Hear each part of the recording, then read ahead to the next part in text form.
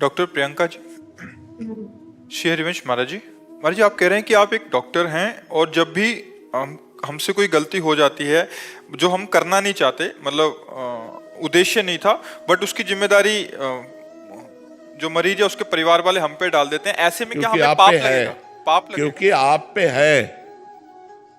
मरीज का पूरा जीवन आपको समर्पित होता है। जब आप ऑपरेशन थिएटर पर ले जाते हैं तो सिर्फ आप उसके जिम्मेवार होते हैं। उसके न परिवार का कोई होता है, न उसका कोई प्रिय संबंधी होता है। आप ही उसके माता पिता, भगवान, प्रिय संबंधी, सब कुछ आप है। तो आपकी पूरी जिम्मेवारी होती है कि आपसे कोई प्रमाद ना होने पावे, कोई गलती ना होने पावे। और फिर नहीं बचता है तो फिर आपका उसमें कोई दोष नहीं है, क्योंकि आप कोई भगवान नहीं हो कि आप उसको बचा लेंगे। आपका प्रयास पूरा होना चाहिए। उस प्रयास में अगर प्रमाद है तो आप अपराधी हैं, यहां ना सही तो भगवान के दरबार में अपराधी हैं। क्योंकि वो मरीज का पूरा जीवन आपके हाथ में होता है। आप चाहे जहां काटे, आप चाहे जहां जो जैसा व्यवहार करे, वो तो बेहोश आपके थिएटर में केवल आपके ऊपर समर्पित है। अब आपका वहां भगवान का सीसी कैमरा लगा हुआ है, वो देख रहे हैं। यदि आप ईमानदारी से मरीज के साथ बर्ताव करते हैं, अपने जितना ज्ञान भगवान ने आपको दिया है, और इसके बाद असफल हो जाता है तो ये उसका प्रारब्ध है, आपका पाप नहीं है। यदि आप प्रमादवश कोई असफलता करते हैं तो उसकी जिम्मेवारी आपकी है, ये आप देख लीजिए। ललित मोहन शर्मा जी, लखनऊ से। राधे राधे महाराज जी भगवान ने मेरा जन्म किस लिए किया है? कि अब आगे जन्म न हो, इसके लिए क्या करें? इस मनुष्य जन्म दिया है साधन धाम मोक्ष कर द्वारा, और पाई न जे परलोक सम्हारा, सो परत्र दुख पावई, सिर धुनि धुनि पछताए, काले ही कर्मे ईश्वरे मिथ्या दोष लगाए। बहुत बढ़िया अवसर दिया है। खूब राधा राधा जप करके अपना कल्याण कर लो, अपना मंगल कर लो।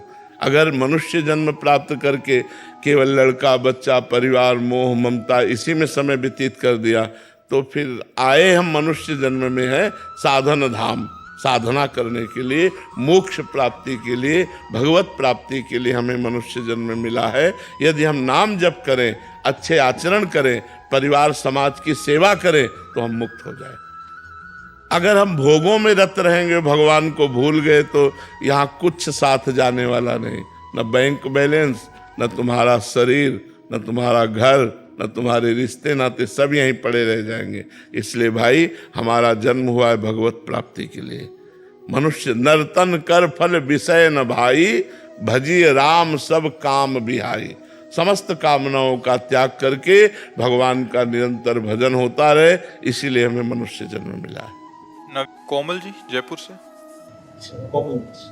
श्री हरिवंश महाराज जी हमें बहुत आत्मग्लानि होती है, जिसके कारण यदि हम सही भी होते हैं तो अपना आत्मविश्वास खो बैठते हैं। ऐसी परिस्थिति में आत्मविश्वास कैसे बनाए रखें महाराज जी? सत्संग सुनिए, सत्संग सुनिए, जिससे ज्ञान प्राप्त हो। अज्ञान के कारण गलत काम भी हो जाते हैं, और अज्ञान के कारण सत्य वस्तु का ज्ञान न होने पर हमें संशय बना रहता है। तो यदि हम शास्त्र स्वाध्याय करें और सत्संग करें तो हमें ज्ञान प्राप्त हो जाए, तो असत आचरण भी ना हो और असत संकल्प भी ना बने, सही पे आनंद का अनुभव हो, गलत में प्रायश्चित हो, हृदय जले, तो हम सही हो जाएंगे।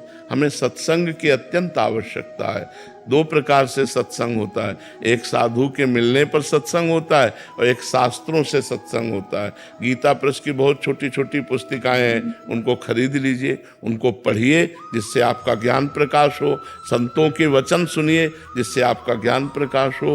उसी ज्ञान से अज्ञान का नाश होता है। अज्ञान का नाश होते ही गलत आचरण बंद हो जाते हैं। जब हृदय पवित्र होता है तो पवित्र हृदय में विश्वास होता है। विश्वास बहुत बड़ी चीज है। बिन विश्वास भगति नहीं, ते बिन द्रवहि न राम, राम कृपा बिन सपन्यु, जीव न लह विश्राम। जीव न लह विश्राम, जीव को जो आनंद और विश्राम मिलता है वो भगवान की कृपा से मिलता है, और भगवान की कृपा भक्ति से मिलती है, और भक्ति विश्वास से होती है, और विश्वास संत वचनों और शास्त्रों के श्रवण पठन से जागृत होता है। कविता जी, राधे राधे महाराज जी मन की अवस्था है कि किसी भी को देखकर मन में कुछ भी भाव आ जाता है या कभी जजमेंट से आ जाती है कि मतलब जैसे घर में बच्चे हैं, अगर दुर्व्यवहार कर रहे हैं तो क्रोध आ जाता है और सोचा और बोला जाता है जो मन अंदर चल रहा हो, तो महाराज जी ऐसे में एक कर्म बन जाता है क्या? हाँ, क्यों नहीं, कर्म क्यों नहीं बन जाता है। और यदि हमारा कटु व्यवहार है बच्चों के प्रति, एक मर्यादा है, माता पिता और गुरु और शिक्षक ये अपने शिष्य और अपने बच्चों पर दोष दर्शन कर सकते हैं, इनका अधिकार है। गुण और दोष दर्शन करके दोषों के त्याग के लिए उचित दंड का विधान कर सकते हैं। जैसे गुरु है अपने शिष्य पर, माता पिता है अपने बच्चों पर, उनका दोष निवारण करने के लिए दंड विधान कर सकते हैं। इसके अलावा अगर आपने अपना स्वभाव ऐसा बनाया कि हर बार में क्रोध, हर बार में, तो आप अपने स्वभाव के अनुसार कर्म कर रहे हैं, फिर उसका आपको परिणाम भोगना पड़ेगा। हमें क्रोध करने का नाटक करना है, लेकिन थोड़ी ही देर में हमारा हृदय शीतल है, उसको आशीर्वाद दे रहा है और उसको फिर बुलाकर, देखो समझ रहे हो ना, आज के बाद गलती नहीं, कोई गलती नहीं हो, चलो आगे चलो। सुधार के लिए माता पिता, गुरु, अध्यापक ये थोड़ा क्रोध का प्रदर्शन करते हैं। क्रोध नहीं होना चाहिए, क्रोध तो पाप का मूल है। अगर क्रोध करेंगे तो बड़े दोष उत्पन्न हो जाएंगे, हिंसात्मक वृत्ति आ जाएगी, कटुवचन निकलेंगे, गाली निकलेगी, सो ठीक नहीं है। महाराज जी समझ के किया हुआ क्रोध में कोई कर्म नहीं बनता? नहीं, उसमें हम अपने कर्तव्य का पालन कर रहे हैं। जैसे एक बड़ा अधिकारी है और 50 लोग उसके अंडर में है और उनमें कोई प्रमाद कर रहा, अपने कर्तव्य का पालन नहीं कर रहा, तो उसे क्रोध का नाटक करना पड़ेगा। मतलब वो भय दिखाना कर अपने कार्य को पूरा कराना, ये उसका कर्तव्य, क्योंकि अधिकारी है, ऐसे टीचर है, ऐसे गुरु है, ऐसे माता पिता है। तो हमें अपने कर्तव्य के पालन करने में कोई भी संकोच नहीं होना चाहिए, लेकिन कर्तव्य से विलग फिर नहीं होना चाहिए, कर्तव्य से विलग नहीं होना चाहिए। ज्योति जी, राधे राधे महाराज जी। महाराज जी संसारिक चीजों को देख के परिवार वाले सरकारी या अच्छी नौकरी के लिए प्रेरित करते हैं, जिसके लिए भजन छूटता है, पर ये मन सिर्फ उतना ही कमाना चाहता है जिससे बस गुजारा सा हो हाँ, जाए। तो हमें चाहिए कि हमें प्रयास करना चाहिए, सरकारी नौकरी के लिए, व्यापार के लिए, हमें धन के लिए प्रयास करना चाहिए। हमारा मनुष्य शरीर मिला है, समाज सेवा, परिवार सेवा बिना धन के हो नहीं सकती। तो हम नाम जप करते हुए यदि प्रयास कर रहे हैं तो वही तो हमारी उत्तम बात है। नाम जप कैसे छूट जाएगा? जैसे श्वास लेना रुक गया तो हम मर गए, ऐसे हर श्वास में राधा राधा का अभ्यास करो, और चाहे फावड़ा चलाओ तो भी भजन होता रहेगा, ऑफिस में जाओ तो भजन होता रहेगा, व्यापार करो तो भजन होता रहे। हर समय बातचीत थोड़ी होती रहती है। जब बातचीत हुई तो व्यापार हुआ, वो भी भगवान को समर्पित है, से समय नाम जप कर रहे हैं, बहुत बढ़िया। चाहे नौकरी हो, चाहे व्यापार हो, चाहे कोई कार्य हो। हमको ये थोड़ी है कि भजन को लेकर हमें किसी गुफा में बैठ जाना, ऐसा नहीं। गुफा वालों को भी संसार की सेवा में आना पड़ता है, साधु महात्मा भी संसार की सेवा करते हैं। तो इस संसार में हम आए हैं सेवा करने के लिए, सेवा करते हुए भजन करने के लिए। दोनों काम होना चाहिए, भजन और सेवा। ये नहीं है कि हम भाई नाम जप का बहाना लेकर के सब काम छोड़ दिए और बैठ गए, ऐसा नहीं। ऐसा साधु महात्माओं के लिए भी नहीं। तुम यज्ञ कराओ, तुम धर्म की स्थापना करो, चलो समाज में जाओ, प्रवचन करो, समाज को सुधारो, ये सब कर्तव्य भगवान देते। देखो शरीर पीड़ित होते हुए भी हम अपने कर्तव्य का पालन कर रहे हैं। हम कोशिश करते हैं जब तक दम रहेगी तब तक आपके बीच में आएंगे और आपसे बात करेंगे। अब जब दमें नहीं रही तो भगवान जाने। फिर सुरेंद्र गुप्ता जी जयपुर से। राधा वल्लभ श्री महाराज जी आपके चरणों में कोटि कोटि प्रणाम। महाराज जी भगवत प्राप्ति दुर्लभ नहीं है, दुर्लभ है भगवत प्राप्त संतों का मिलना। महाराज जी यहाँ मिलने से क्या तात्पर्य है? महाराज जी आप संत पुरुषों के दर्शन पा लेना ही मिलना है या कुछ और?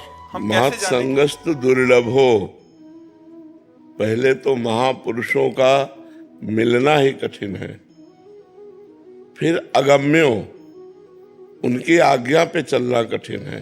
किसका प्रश्न है? और यदि आज्ञा का पालन कर ले गए तो अमोघस्य, निश्चित भगवत प्राप्ति हो जाएगी। तो महापुरुषों का मिलना कठिन है।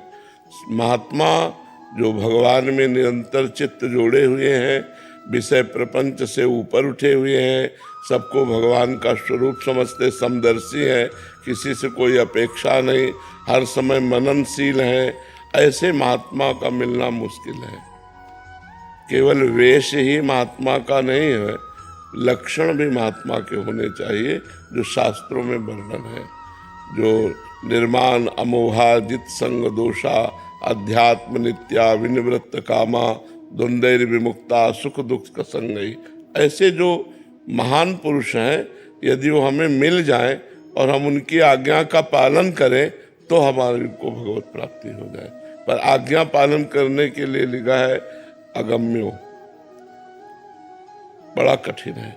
संतों की आज्ञा पे चलना बड़ा कठिन है, क्योंकि मन विषयी है, वो किसी न किसी विषय का आश्रय ले लेता है और हमको आज्ञा उल्लंघन में रत कर देता है। तो इसीलिए हम पूरा लाभ नहीं ले पाते संतों का। तो संतों का जो सानिध्य है उसका तात्पर्य उनकी वाणी के अनुसार चलना। केवल दर्शन कर लेने मात्र से बात नहीं बनेगी, केवल पास बैठ जाने से बात नहीं बनेगी, उनकी आज्ञा का पालन करना होगा। अगर उनकी आज्ञा का पालन नहीं है तो बहुत से ऐसे देखे गए महापुरुषों के पास रहते हुए भी दीपक तले अंधेला पाया गया, उनमें प्रकाश नहीं हुआ और दूर का व्यक्ति लाभ ले गया। वो उनकी आज्ञा का पालन किया, वो लाभ ले गया, और नजदीक जो रहने वाले वो खाली रह गए, वो राग द्वेष में फंस गए, वो उनकी संपत्ति में फंस गए, बाहरी संपत्ति में फंस गए। और जो कोई चतुर सुजान हुआ तो उनकी आज्ञा का पालन करके उनकी आंतरिक संपत्ति ले गया। संतों में दो संपत्ति होती है, एक प्राकृतिक मायाकृत और एक अप्राकृतिक भागवतिक। भागवतिक संपत्ति के तो कोई विशेष अधिकारी होते हैं, उसी को भगवत प्राप्ति कहते हैं। तो संतों की आज्ञा का पालन करना, उनका संग निर्वाह कर लेना बड़ा कठिन है। यदि निर्वाह कर ले गए तो भगवत प्राप्ति पक्की है। अमोघश्च मात संगस्त दुर्लभ हो, लेकिन लिखा है अगम्यो, लिखा है अमोघश्च। अगर आप उनकी आज्ञा का पालन कर ले गए तो अमोघश्च, निश्चित भगवत प्राप्ति हो जाएगी। सुधीर कसाना। राधा वल्लभ श्री हरि। राधे राधे महाराज जी। महाराज जी, नाम या मंत्र जपते समय अगर मन लगे या ना लगे जपते रहो, ऐसा आपने बोला, उसका फल अवश्य मिलेगा। परंतु महाराज जी, आपने एक सत्संग में ये भी बोला कि खास बात चिंतन है, अगर तुम मन से सही चिंतन नहीं करोगे तो उसका फल नहीं मिलेगा। महाराज जी, नाम कक्षा 1 और कक्षा 10 अंतराय है ना। तो प्रारंभिक ये भजन है कि मन लगे ना लगे, चिंतन बने ना बने, हमारे मुख से राधा राधा निकल रहा है, करते रहो। फिर बात आई, अब क्लास बढ़ाना है कि केवल राधा राधा कह रहे हो, चिंतन तुम्हारा संसार का हो रहा है, अब समेटो, चिंतन भी राधा नाम में लगाओ। फिर खुद इतने राधा नाम में डूब जाओ कि खुद की शुद्ध न रह जाए। तो एक क्लास बाय क्लास है। प्रारंभिक क्लास में अगर ये शर्त रख दी जाए कि मन जाए ही ना तभी भजन माना जाएगा, तो कोई भजन न कर पावे। भजन प्रारंभिक सबका ऐसा होता है कि हम भजन करना चाहते हैं, पर हमारा मन विषयों में जा रहा है।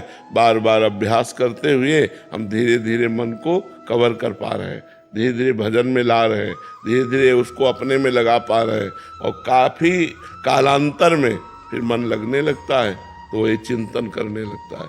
फिर बाहरी जो क्रियाएं हो रही हैं और अंदर जो चिंतन हो रहा है वो एक हो रहा है, राधा राधा। तो मन भी राधा राधा बोल रहा है, श्रवणेंद्री सुन रही है, नेत्रेंद्री ध्यान के द्वारा देख रही है, और अंदर से स्वयं से राधा राधा राधा चल रहा है।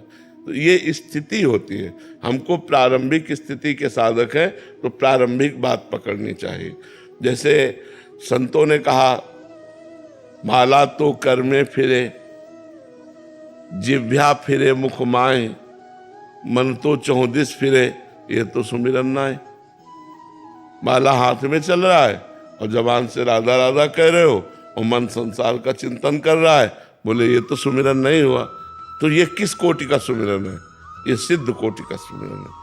अगर साधक इस बात को पकड़ेगा तब तो भजन ही नहीं हो पाएगा।